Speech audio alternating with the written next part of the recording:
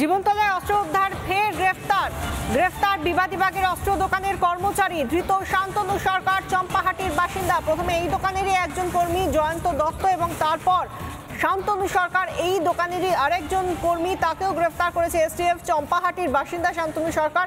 গতকাল ধৃত ফারুক মল্লিককে জিজ্ঞাসাবাদ করে উঠে আসে শান্তনুর নাম। জানা যায় হাজি রশিদকে ডাবল ব্যারেল বন্দুক বিক্রি করে শান্তনু। ফারুক সেই ডাবল ব্যারেল বন্দুক কেনে হাজি রশিদের কাছ থেকেই, এমনই সূত্র মারফত জানা যাচ্ছে। আমরা আরো বিস্তারিত জানবো, আমাদের সঙ্গে সরাসরি রয়েছেন প্রতিনিধি সৈকত। অর্থাৎ যেটা জানা যাচ্ছে, বসিরহাট থেকে প্রথমে ফারুককে গ্রেফতার করা হলো, তার কাছ থেকেই এই শান্তনু সরকারের নাম পাওয়া গেল।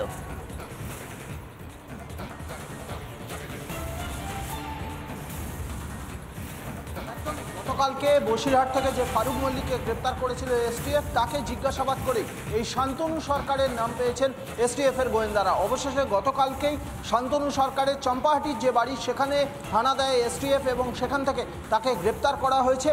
ডালহৌসির যে দোকান, যে অস্ত্র দোকান কে ঘিরে রীতিমতো রহস্য ঘনীভূত হয়েছে, বা যে অস্ত্র দোকান থেকেই বলতে গেলে অস্ত্র ব্যবসায়ীরা অস্ত্র এবং কার্তুজ পাচ্ছেন, সেই দোকানের দীর্ঘদিনের কর্মী এই শান্তনু সরকার। এই শান্তনু সরকার এই দোকান থেকেই অবৈধভাবে ডাবল ব্যারেল গান বিক্রি করেছিল হাজি রশিদকে, এবং পরে হাজি রশিদ সেই ডাবল ব্যারেল গানটি বিক্রি করে ফারুক মল্লিককে, এবং গতকালকে ফারুক মল্লিকের গ্রেপ্তারের সঙ্গে এই ডাবল ব্যারেল গানটি উদ্ধার করেছে এসটিএফ। এর পাশাপাশি আরও একটি বিষয় জানা যাচ্ছে যে এই যে অস্ত্র পাচার, অস্ত্র ব্যবসায়ী, শহর কলকাতার অস্ত্রের দোকানগুলি থেকে অস্ত্র পাচারকারীদের হাতে অস্ত্র চলে যাচ্ছে, এর সঙ্গে তৃণমূল কংগ্রেসের যোগ চলে এসেছে। গত পরশুদিন বসিরহাট এলাকা থেকে বা হাসনাবাদ এলাকা থেকে যে দুজনকে গ্রেপ্তার করা হয়েছে, সেলিম গাজী এবং ইশাক গাজী, তারা দুজনে তৃণমূলের প্রাক্তন সদস্য, এবং এই যে ফারুক মল্লিক, সেই ফারুক মল্লিক তৃণমূল কর্মী বলে স্থানীয় সূত্রে জানা যাচ্ছে। অর্থাৎ এক্ষেত্রে তাহলে আরও একবার প্রশ্ন উঠে গেল, তৃণমূল কংগ্রেসের কর্মী এবং সদস্য হওয়ার সুবাদেই কি এই বিপুল পরিমাণে অস্ত্র ব্যবসায়ীদের কাছে, অস্ত্র পাচারকারীদের হাতে অস্ত্র পৌঁছে দেওয়া, এবং রীতিমতো প্রশাসনের চোখ এড়িয়ে এত বছর ধরে এই বিপুল অস্ত্র ব্যবসা করে যাচ্ছিল শাসক দলের নেতা, শাসক দলের সদস্য কর্মী হওয়ার সুবাদেই এক্সট্রা কোনো বেনিফিট পেয়েছিল কিনা, সে বিষয়টা খতিয়ে দেখছে এসটিএফ। পাশাপাশি আজকে এই যে ডালহৌসির অস্ত্রের দোকান, সেই অস্ত্রের দোকান ইতিমধ্যেই সিল করে দেওয়া হয়েছে, কিন্তু এই অস্ত্র দোকানের মালিক এবং আরও যে কর্মী রয়েছেন, সেই কর্মীদের, কর্মচারীদের আজকের সল্টলেকে এসটিএফ অফিসে তলব করেছে এসটিএফ এর আধিকারিকরা। মূলত কতদিন ধরে এই ধরনের তাদের যে অস্ত্র মজুদ এবং অর্থাৎ যে সেই বিষয়টা খতিয়ে দেখার জন্য তাদেরকে জিজ্ঞাসাবাদের জন্য ডাকা হয়েছে। ধন্যবাদ সৈকত। অন্যান্য দিক থেকে দেখতে গেলে এই যে একটা তৃণমূলের সঙ্গে কোথাও যোগ পাওয়া যাচ্ছে, শাসক দলের সঙ্গে ধৃতদের যোগ পাওয়া যাচ্ছে, এবং যেভাবে বৈধ অস্ত্রের দোকান থেকে অবৈধভাবে, বেআইনিভাবে অস্ত্র পাচার হচ্ছে, এই নিয়ে কি বলছেন রাজনৈতিক পরিসরের লোকজন, রাজনৈতিক ব্যক্তিত্বরা? শুনুন। তাদের নাকের ডগায় যদি এইভাবে অবৈধ অস্ত্র, বেআইনি অস্ত্রের কারবার চলে, তাহলে প্রথম প্রশ্নটা যেটা ওঠে, আমাদের পশ্চিমবঙ্গের পুলিশ এবং তার পুলিশ মন্ত্রী কতটা অপদার্থ। তো এটা অপদার্থটার যদি কম্পিটিশন হতো কোনোভাবে, দেশের মধ্যে গোল্ড মেডেল পেতেন হচ্ছে মমতা বন্দ্যোপাধ্যায় অপদার্থ পুলিশ মন্ত্রী হিসেবে, এবং তার অপদার্থ ডিজি, তিনিও গোল্ড মেডেল পেতেন, এই বিষয়ে আমাদের কোনো সন্দেহ নেই। এবং আমরা প্রশ্ন তুলছি, ডিজি এবং অন্যান্য ঊর্ধ্বতন কর্তারা তারা বসে আছেন যেখানে, তাদের নাকের ডগা এই ধরনের অবৈধ কাজ কারবার চলছে, ডিজি জানেন না? তাহলে সেই ডিজি রেখে লাভ কি পশ্চিমবঙ্গ পুলিশে? তাকে কম্পালসারি ওয়েটিংয়ে পাঠানো হোক, বিশ্রাম দেওয়া হোক। যত ক্রিমিনাল, যত টেররিস্ট, যত 2 নম্বরি ট্রেড, সবকিছুর সাথে মুখ্যমন্ত্রীর এই সরকারের যোগসাজশ আছে। উনি যদি বলে থাকেন যে উনি এগুলো জানেন না, সম্পূর্ণ মিথ্যে কথা বলেন। বেসিক্যালি উনি একজন প্যাথোলজিক্যাল লায়ার, মিথ্যেবাদী। সকাল থেকে রাত অবধি উনি মিথ্যে কথা বলেন। তাহলে প্রশাসনটা কোথায়? এই প্রশাসনটাকে শ্রীমতী মমতা বন্দ্যোপাধ্যায় দুর্নীতিদের সুরক্ষা এবং যারা দুর্বৃত্তায়নের সঙ্গে যুক্ত তাদের সুরক্ষার জন্যই ব্যবহার করেছেন। আর তিনি প্রশাসনিক মিটিংয়ের নাম করে এসপি টেসপিকে ধমক দিয়েছেন। আজ এসপিকে যদি প্রকাশ্যে মুখ্যমন্ত্রী ধমক দেন তাহলে গুন্ডারা উৎসাহিত হয় না, সেই এসপিও কাজ করার মতো তার মানসিকতা থাকে না। এইভাবে গোটা প্রশাসনটাকে তিনি একেবারে পাড়ার ক্লাবের পর্যায়ে নামিয়ে নিয়ে এসছেন, তারই এটা অব্যর্থ পরিণতি। রাজ্যে বোমা, গুলি, আগ্নেয়াস্ত্রের রমরমা, এই নিয়ে কি বলছেন প্রাক্তন পুলিশ কর্তা দেবাশিস ধর, শুনুন।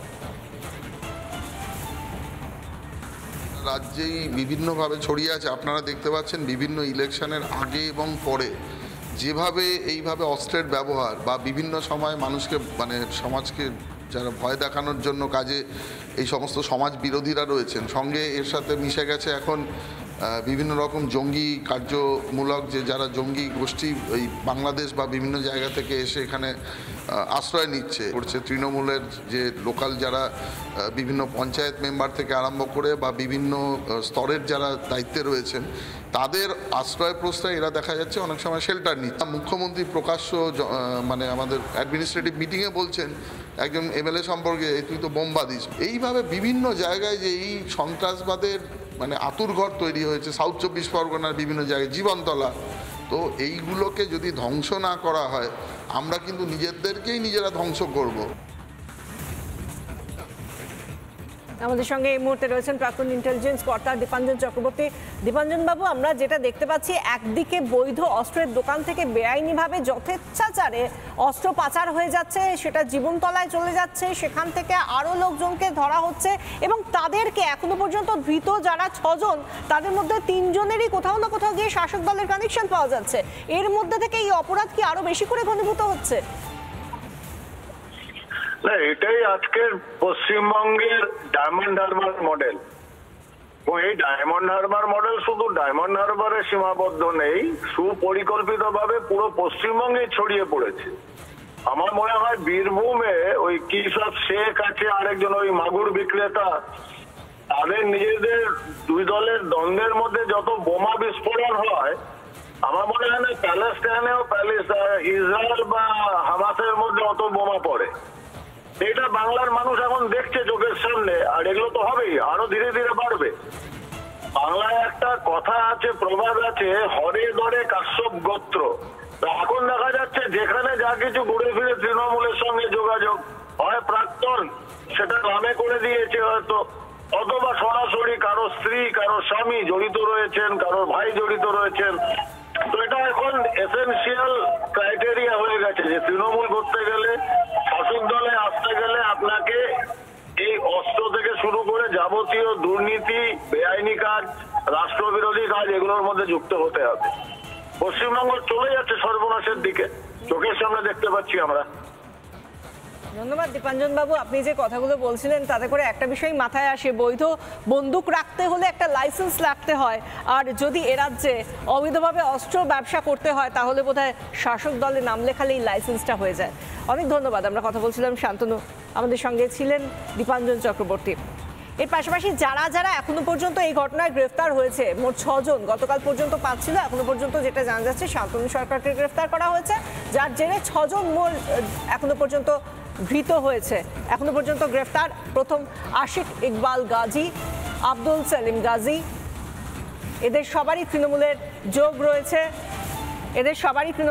রয়েছে। এরপরে ফারুক মল্লিক, যাকে গতকাল বসিরহাট থেকে গ্রেফতার করা হয়েছে, নিজে সে একজন তৃণমূল কর্মী। জয়ন্ত দত্ত, এই বউবাজার বা বিবিডিবাগের যে অস্ত্রের দোকান সেখানকার কর্মী।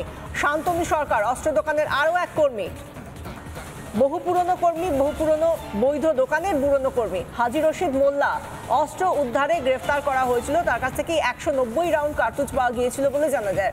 আশিক ইকবাল গাজী, যার কথা বলছিলাম, প্রাক্তন পঞ্চায়েত প্রধান। আব্দুল সেলিম গাজী, তৃণমূলের প্রাক্তন পঞ্চায়েত সদস্যের স্বামী।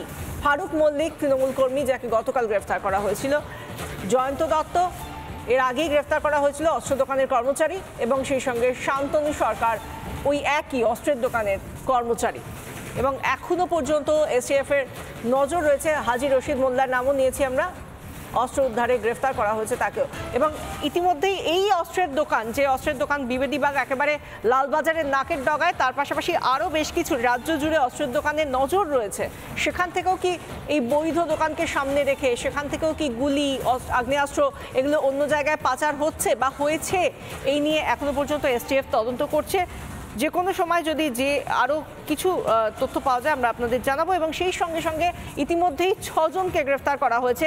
ধৃতদের জিজ্ঞাসাবাদে একাধিক তথ্য এসটিএফ এর হাতে। কলকাতা সহ রাজ্য জুড়ে সক্রিয় অস্ত্র পাচার চক্র, অন্যান্য দোকানেও জাল বিস্তার করেছে কিনা এই চক্র তাও খতিয়ে দেখছে এসটিএফ। এবং সেই সঙ্গে যেহেতু ধৃতদের মধ্যে বেশ কয়েকজনের শাসক দলের যোগ পাওয়া যাচ্ছে, সেই শাসক দলের যোগকে সামনে রেখে তারা এই পাচারের অস্ত্র পাচারের ব্যবসা কি আরও ফুলে ফেঁপে উঠেছিল তাদের হাত ধরে। আমরা কথা বলবো, আমাদের সঙ্গে এই মুহূর্তে রয়েছেন টেলিফোন লাইনে প্রাক্তন পুলিশ কর্তা অরিন্দম আচার্য। অরিন্দম বাবু, বেশ কয়েকটা বিষয় সামনে আসছে। একদিকে তো এই অস্ত্রের দোকান যেখানকার কর্মচারী 2 জন ধৃত, তার মধ্যে যারা ধৃত সেই 6 জনের মধ্যে অনেকেরই শাসক দলের সঙ্গে যোগ পাওয়া যাচ্ছে। সব মিলিয়ে কোথায় দাঁড়িয়ে রয়েছে এই কার্তুজ এবং আগ্নেয়াস্ত্র উদ্ধারের বিষয়টা? দেখুন, আমি গতকালকে আপনাদের বলে দিয়েছিলাম I am not the fortune teller. আমি হাত দেখে কথা বলি না বা টিয়ে পাখি দেখিয়ে কথা বলি না। একদম আমি বলে দিয়েছিলাম যে এর মধ্যে একটা বিরাট চক্রান্ত রয়েছে এবং দীর্ঘদিন ধরে এই জিনিসটা করে বেড়াচ্ছে এবং লালবাজারের পাশেই আজকে দোকান থেকে এই সমস্ত জিনিস পাচার হয়ে যাচ্ছে। আপনি ভাবুন আইন শৃঙ্খলা এবং এই যে দুষ্কৃতকারীরা কতটা আজকে সাহস পেলে এই ঘটনাগুলো ঘটে। এবার ওই শান্তনুই বলুন, রাম বলুন, শ্যাম বলুন, এরা হচ্ছে অল আর ইন্টারলিঙ্কড। প্রথমে আমি এসটিএফ কে অসংখ্য ধন্যবাদ জানাবো এবং অনেকেই অনেক রকম কথাবার্তা বলে বেড়াচ্ছেন, কিন্তু আমার প্রশ্ন হচ্ছে এই অস্ত্রগুলো যে বিক্রি করছে এগুলো কি পাখি মারার জন্য? এই অস্ত্রগুলো দিয়ে এইগুলোকে দিয়ে কি আজকে ওই বাংলাদেশ বা পাকিস্তানকে জয় করার জন্য? কখনো নয়। এগুলো হচ্ছে ভাতৃ হত্যা করার জন্য এবং ম্যাক্সিমাম ক্ষেত্রে হচ্ছে কি এলাকা দখল করে পয়সা উপার্জন করার জন্য এবং ভোটে জেতাবার জন্য। একদম সোজা কথা। এখন প্রশ্ন হচ্ছে যে আজকে ধরা পড়ছে, এই ধরা পড়ছে, এর আগেও তো অনেক ধরা পড়েছে। আপনি বলুন না কোথায় ধরা পড়েনি? ভাই ধরা পড়লেই আমি কি সেদিন আমি আপনাদের বলে দিয়েছিলাম গতকালকে যে এর মধ্যে দেখবেন ইনভেস্টিগেশনে একদম স্পষ্ট বেরোবে হাসনাবাদ, হাড়োয়া, বর্ডারিং থানা এলাকাগুলোয় ছেলেগুলো থাকতে হবেই হবে। গতকালকে পেপারে দেখলাম বেরিয়ে গেছে। এবং অস্ত্র যদি ধরা পড়ে আপনি দেখবেন মুর্শিদাবাদের নাম আসবেই। আচ্ছা, আমার প্রশাসন রয়েছে যেখানে ডিজি আজকে হুমকি দিচ্ছে, মুখ্যমন্ত্রী আজকে প্রচন্ড ক্ষুব্ধ হয়ে গিয়ে অস্ত্র উদ্ধার করছে। এইগুলো কি এক্সাম্পল? এগুলো যেভাবে ঘরে ঘরে আজকে বারুদের স্তূপের মধ্যে আজকে বাংলা দীর্ঘদিন ধরে আপনারা বলে আসছেন, সাধারণ মানুষ বলছে, আমরা বলছি, এটা কি সত্য নয়? আজকে পুলিশ হচ্ছে কিন্তু কাস্টডি ট্রায়াল হচ্ছে না ম্যাডাম, আপনাকে বলে দিচ্ছি। কাস্টডি ট্রায়াল মেইন মাথাকে ধরা হচ্ছে না। যারা অর্থ খরচ করে আজকে এই জিনিসগুলো ব্যবসা করাচ্ছে তাদের ধরা হচ্ছে না, কারণ রাজনৈতিক স্বার্থের জন্য তাদের ধরা হচ্ছে না। সাধারণ মানুষের নিরাপত্তা, সিকিউরিটি এন্ড সেফটি আজকে তলানিতে এসে পড়েছে। অনেক ধন্যবাদ অরিন্দম বাবু। আমরা কথা বলছিলাম প্রাক্তন পুলিশ কর্তা অরিন্দম আচার্যের সঙ্গে। এবং এই ঘটনায় যাদেরকে এখনো পর্যন্ত গ্রেফতার করা হয়েছে তাদের মধ্যে অন্যতম ফারুক মল্লিক, যাকে বসিরহাট থেকে গ্রেফতার করা হয়েছিল, তার কাছ থেকে নাম পেয়েই শান্তনু সরকারকেও গ্রেফতার করা হয়েছে। এই ধৃত ফারুক মল্লিকের বাবা তিনি কি বলছেন শুনুন।